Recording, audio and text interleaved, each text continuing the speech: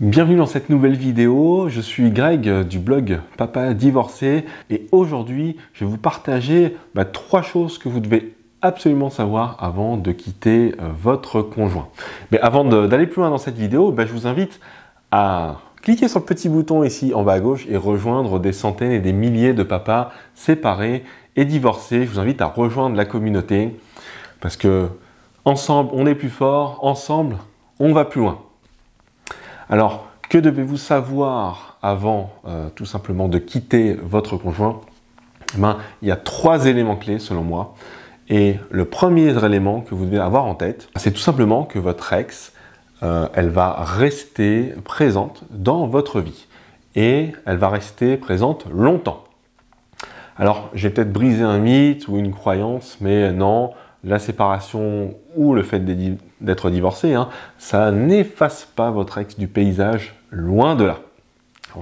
C'est souvent en fait une réalité qu'on n'a pas tout de suite devant les yeux parce qu'on pense que la séparation met un terme à une histoire, on va tourner la page, on va passer à quelque chose de nouveau, sauf que non, pas de bol, ou si bien sûr les enfants sont formidables, mais vous avez un lien avec votre ex qui va vous lier pendant des années, et sur le long terme, ce lien, c'est l'enfant ou les enfants que vous avez eu ensemble. Et ce lien, vous ne pourrez jamais le briser. Pensez tout simplement, si vous n'êtes pas convaincu, à tous les événements de la future vie de votre enfant où vous allez devoir être en présence de votre ex.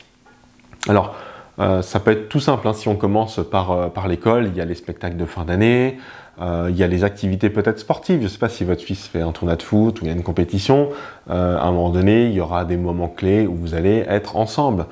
Ou encore la kermesse de l'école, ce sont des exemples hyper basiques, mais c'est des exemples où vous allez vous retrouver en présence de votre ex. Et ça, je ne vais pas dire forcément tous les week-ends, mais il y aura des moments où il y aura une représentation d'un spectacle particulier, ça n'arrivera qu'une seule fois et vous serez confronté à la présence de votre ex.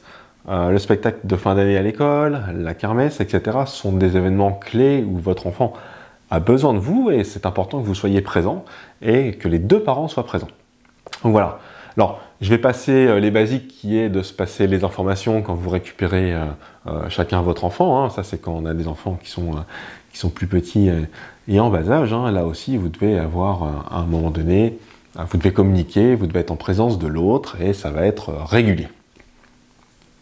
Mais si on se projette un petit peu plus loin, il va y avoir d'autres moments clés dans la vie de votre enfant, comme des anniversaires, je ne sais pas moi, les 18 ou les 20 ans, peut-être même les 30 ans. Donc après, si on se projette vraiment dans l'avenir, il y aura des moments clés. Le mariage de vos enfants va aussi être un moment où vous allez être réunis, où il va falloir composer avec votre ex. Donc vous voyez, si vous projetez un petit peu, si vous prenez un peu de recul et réfléchissez un petit peu à tout ça, vous voyez tout de suite que votre ex va toujours être présente sur le long terme dans votre vie. Donc non, la séparation n'efface pas du tout votre ex et c'est une réalité qu'il faut appréhender le plus rapidement possible pour pouvoir se projeter, pour pouvoir aussi se donner un cadre et pas être contraint par cette réalité à un moment donné qui rejaillira et qu'on n'avait peut-être pas prévu. Voilà, pour éviter aussi des désagréments, le fait de mal vivre à cette réalité-là. Donc projetez-vous dans l'avenir et projetez-vous avec la présence de votre ex toujours dans un petit coin de votre tableau. Voilà pour le premier élément. Alors ensuite, on va passer au deuxième élément. Ce deuxième élément, c'est plutôt un conseil, c'est celui de vous projeter sur le long terme.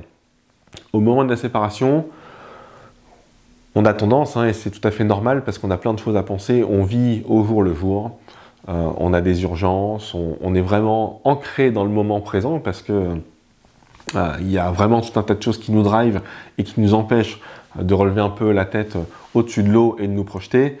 Mais le conseil que j'ai à vous donner, et cet élément, c'est qu'il faut essayer de se projeter un maximum dans l'avenir et se projeter sur le long terme, notamment en termes de relations. Et en cela, ça rejoint le premier point, c'est la relation avec votre ex, premièrement.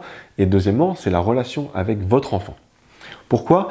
Tout simplement parce que vous vivez aujourd'hui une situation qui est sans doute difficile et tendue. En tout cas, j'espère le moins possible pour vous. Si c'est le cas, sachez juste que cette ces relations sur le long terme, elles vont évoluer. Et j'espère qu'elles vont évoluer de manière positive. Voilà, sachez que ce que vous vivez aujourd'hui avec vos enfants, avec votre ex, ce n'est pas forcément ce que vous allez vivre demain. Donc il faut pouvoir se projeter de manière positive. Hein. Sachez que les relations avec les enfants, bah, ça fait quand même un petit peu le yo-yo. Surtout si vous avez des enfants en bas âge, hein, parce qu'ils vont évoluer, ils ont un point de vue aujourd'hui, ils en ont un autre demain. Voilà, comme ce sont des enfants, c'est changeant, hein, et on parle toujours souvent un peu de l'ingratitude des enfants, mais c'est quelque chose que vous allez devoir aussi à un moment donné expérimenter. C'est-à-dire qu'à des moments, vous allez vous sentir proche de vos enfants, à des moments, ce sera un petit peu plus loin, vous avez l'impression que votre ex va tirer un peu plus la couverture, etc. Donc, il faut se projeter là-dedans, savoir que ça va arriver, vous allez faire un petit peu du yo-yo émotionnel suivant les âges des enfants, leur intérêt, parce qu'à un moment donné, ils vont aussi sans doute jouer un peu de la situation. Voilà, ça c'est normal. Donc il faut se projeter, prendre un peu de recul par rapport à ça, savoir que ça va arriver et essayer d'envisager et de se créer, de s'imaginer donc ces relations sur le long terme. Alors maintenant, je passe à la troisième chose à savoir avant de quitter son conjoint. Et celle-là, c'est sans doute la plus importante. Si vous partez dans l'optique de vous battre, hein, d'être dans la bagarre, le conflit, parce que votre séparation se passe mal, et vous avez sans doute plein de raisons d'agir de la sorte, ou de vous embarquer dans la bataille, dans le dur, dans un combat, sachez juste que si vous vous engagez dans la bagarre, plus ça va durer, plus vous allez avoir du mal à en sortir, et plus ça va mettre du temps à se tasser.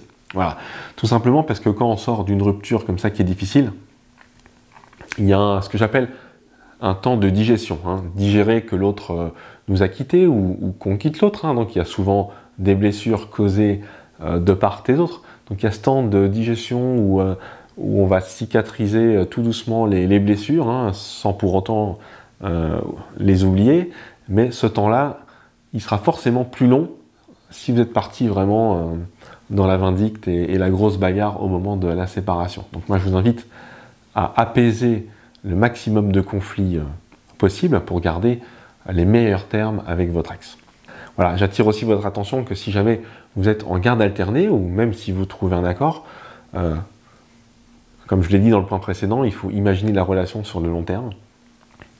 Il faut garder à l'esprit que vous êtes en sursis, parce que même si vous avez trouvé un accord, et si vous avez mis en place par exemple une garde alternée, voilà, sachez que la vie va évoluer, elle va évoluer de votre côté, mais aussi elle va évoluer pour votre ex, et vous n'êtes pas à l'abri d'un déménagement, d'une opportunité professionnelle à l'étranger, ou une mobilité qui vous envoie à des kilomètres, des centaines de kilomètres de votre enfant, le fait que vous allez rencontrer quelqu'un, ou que votre ex va rencontrer quelqu'un, et que à un moment donné, ce sujet du déménagement va être mis sur la table, alors peut-être très tard, peut-être très tôt, mais à un moment donné, l'accord que vous avez va sans doute être remis en cause. C'est pour ça que c'est important au moment de la séparation d'essayer de garder les meilleures relations possibles, parce que au moment où il va falloir discuter des conséquences d'une évolution de vie de l'un ou de l'autre, eh ben, être en bon terme à ce moment-là, ça permet de pouvoir se parler calmement, de se dire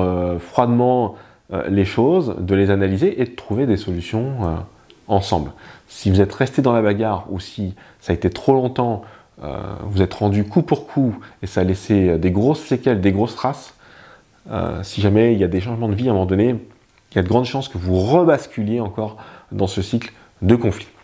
Alors pour vous aider à vous projeter sur ces trois éléments, je vous propose de visionner 15 vidéos que j'ai tournées et que je vous donne gratuitement, qui est en fait une sorte d'aide à la séparation.